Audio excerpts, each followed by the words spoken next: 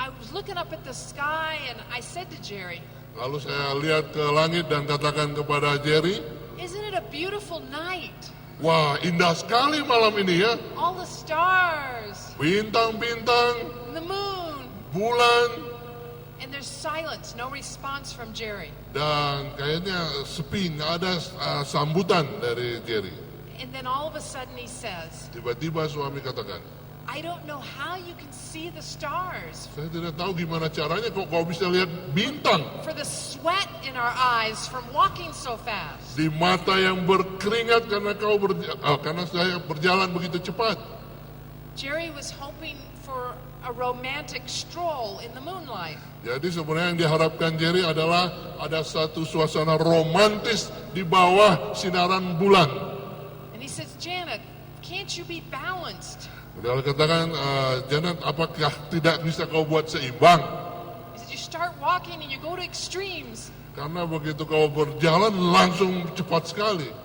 Well, a little while later, Beberapa saat kemudian, my father called me up ayah saya memanggil saya. and said he wanted to give me a car. Dia mau memberikan kepada kami mobil. And so I got on a plane and flew down to where he lived Jadi saya segera naik pesawat pergi ke tempat tinggal ayah saya. so I could drive the car home. Lalu saya bisa bawa sehingga bisa bawa mobil pulang ke rumah. But I arrived on a Friday, Lalu tibalah saya di hari Jumat. and so I stayed Sabbath with them, and I was going to drive back on Sunday. Saya berada bersama orang tua saya di hari Sabat dan kembali hari Minggu. And I had gotten into this thing of asking God to wake me up in the morning. Do any of you ask God to wake you up in the morning? Lalu di sana saya tidur dan berdoa, Tuhan jangan lupa bangunkan saya pagi hari. Apakah saudara pernah berdoa memohon supaya Tuhan bangunkan kita pagi hari?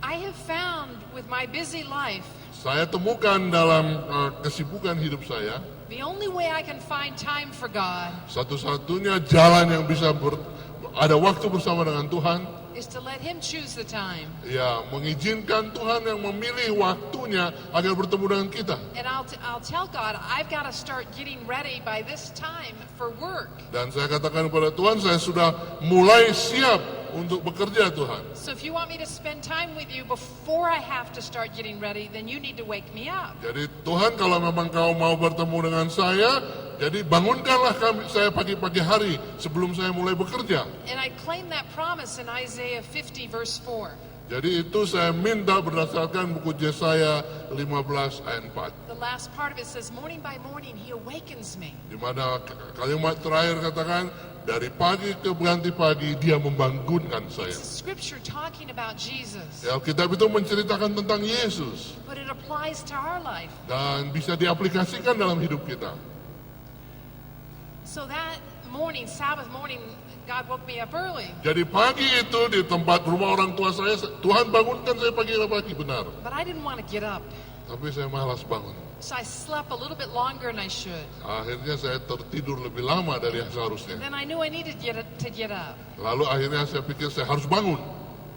And so I started trying to spend that time with God, with the Jadi Bible. saya gunakan pada waktu itu untuk baca Alkitab. Then I look at the clock Lalu lihat jam. and I realize, wow, I need to go for a walk before I get ready for church. Baru sadar saya harus berjalan dulu, olahraga jalan sebelum pergi ke gereja. So I tell God, I'm going to cut it short this morning. I need to go for a walk. Lalu saya bilang, Tuhan, saya stop dulu ya karena saya mau jalan nih. And I felt like God was telling me, no, stay here with me. Dan sepertinya saya dengar jawaban Tuhan, tidak, tetaplah bersama dengan aku. I said, I got to go for a walk. I'll fall asleep in church if I don't. Lalu saya kata, enggak Tuhan, saya harus olahraga dulu. Kalau enggak ngantuk saya di gereja. So I started getting ready. I put on my tennis shoes to go walking. Lalu akhirnya saya mau siap-siap pakai sepatu tenis untuk mau jalan. And the whole time I'm feeling like God's saying, stay here with me. Tapi sementara saya mau berbuat itu, Tuhan selalu katakan, tentu bersamaku lah engkau, baca Alkitab. I went to put my hand on the doorknob to open the door. Ketika saya mau ulurkan tangan saya untuk membuka pintu, mau keluar, And I suddenly had this picture of Jesus on the cross. tiba-tiba ada pandangan terlintas dalam pikiran saya, gambaran Yesus di kayu salib. And I shut the door. Lalu saya tutup pintu, nggak jadi keluar. I went back to my Bible. Kembali saya ke kamar dan baca Alkitab. I said, okay, I'll spend this time with you. Lalu saya katakan, oke lah Tuhan, saya akan gunakan waktu denganmu. I'll probably fall asleep in church, Dan bisa saja nanti jadinya ngantuk saya di gereja. but I want to put you first, God. Tapi saya mau tempatkan Engkau yang pertama Tuhan. As much as I love walking, I want to put you first. Sebagaimana saya begitu senangnya untuk olahraga jalan, tapi saya mau buat Engkau lebih utama dari itu.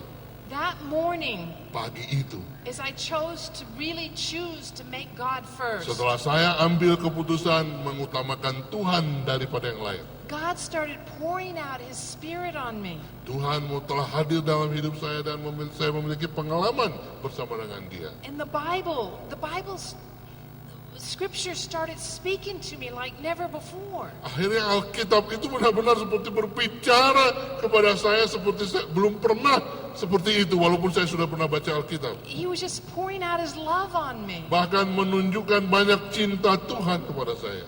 And I came to Dan realize barulah saya sadar, that when I really choose to make God the most important thing in my life, kalau saya sudah memilih bahwasanya Allah yang paling utama dan penting dalam hidup saya, He blesses that. Dia benar-benar berkati rencana itu. He wants that relationship with Tuhan us. memang rindu ada hubungan seperti itu kita buat.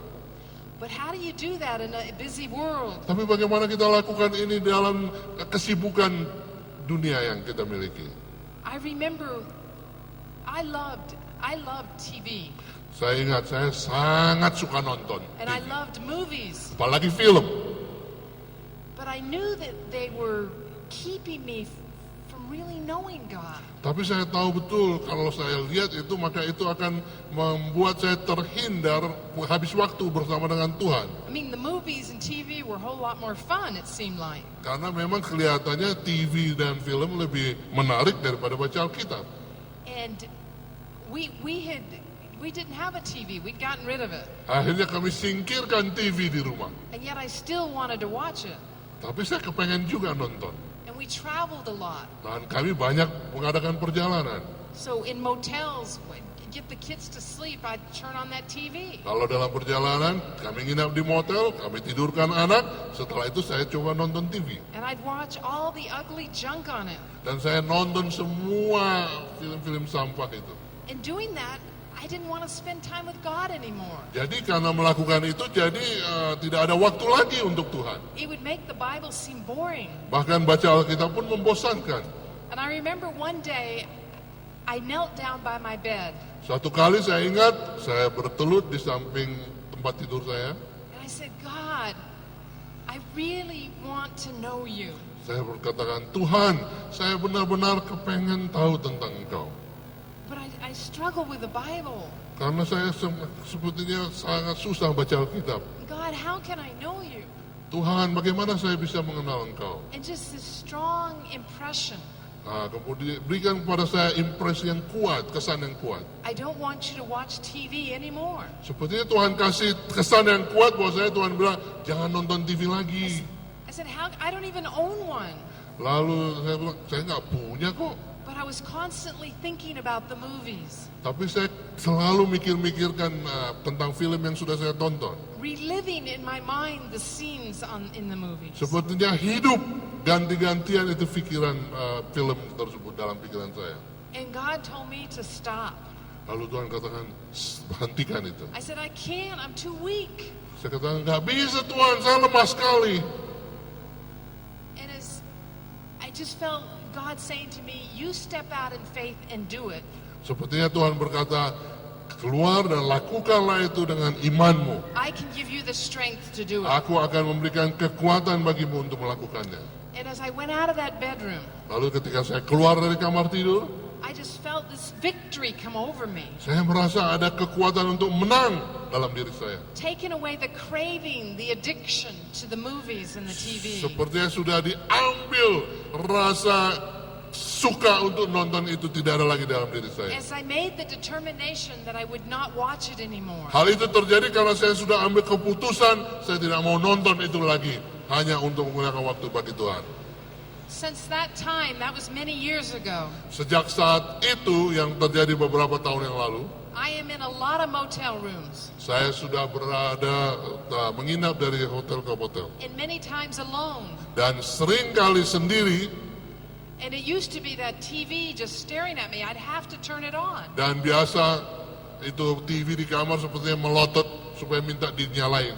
Now I don't ever want to turn it on. I have no desire to. Tapi rasa untuk menonton itu udah nggak ada lagi, udah hilang. There is so much joy in spending time with Jesus. Karena Tuhan sudah memberikan kepada saya sukacita untuk bersama dengan Yesus.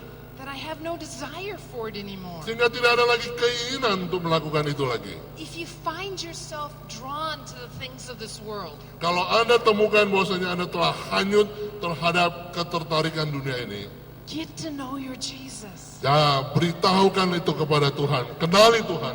It takes away all the cravings, the desire for the world. Karena dibutuhkan cara agar keinginan daging terhadap dunia ini hilang. I was out walking with a friend one day. Satu kali saya pergi keluar bersama dengan teman. Now she was one of these kind of women that was perfect. Ini perempuan teman saya adalah orangnya perfeksionis. She raised her kids perfectly. Karena dia membesarkan anak secara sempurna. She just did everything right. Semua yang dia buat selalu usahanya benar, dibuat benar. She gave Bible studies, Dia ajarkan Alkitab kepada anaknya, cooked wonderful meals. memasak dengan makanan yang lezat. She was just perfect. Dia betul-betul sempurna menurut saya.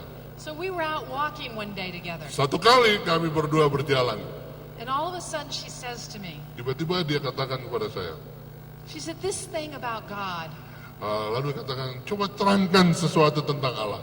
it just doesn't mean anything to me anymore. Bagi saya sepertinya nggak ada maknanya. I was shocked. Lalu saya kaget betul. I said, what do you mean? Apa maksudmu?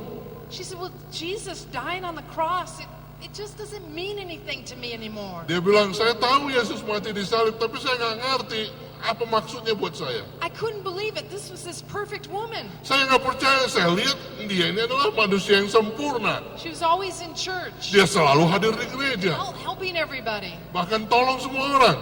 What went wrong? Tapi apa yang salah? We walked along in silence for a Lalu while. untuk sementara kami berjalan dalam kesenyapan. And then the thought came, ask her how her time with God was. Lalu ada pemikiran dalam pikiran saya untuk bertanya, bagaimana engkau gunakan waktumu bersama dengan Tuhan?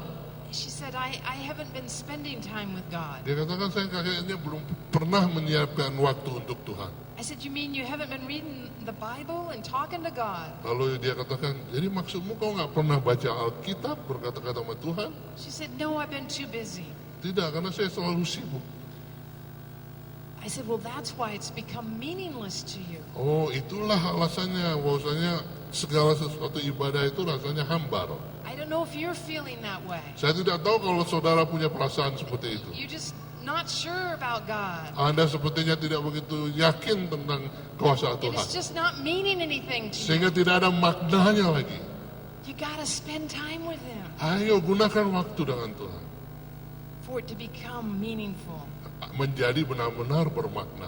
And it's easy as pastors wives, Sebegitu mudahnya sebagai pendeta dan istri pendeta, for us to let that relationship with Jesus slide. bagi kita untuk mengesampingkan Yesus dari kehidupan kita. One of the ways I found that it's meaningful to me Salah satu jalan lain yang saya temukan bagaimana begitu bermaknanya punya hubungan dengan Tuhan, is I'll pray through Scripture, not just read it, but pray through it. melalui doa seperti yang diajarkan Alkitab, tidak membaca tapi berdoa. Some parts of the Bible are a little harder to do that. Karena sebagian bacaan Alkitab itu sangat sulit untuk dilakukan untuk berdoa, Like Leviticus. seperti bilangan. But quite a bit of the Bible you can pray through it. Jadi ada ayat-ayat yang memang bisa kita baca untuk dengan doa. And how I'll pray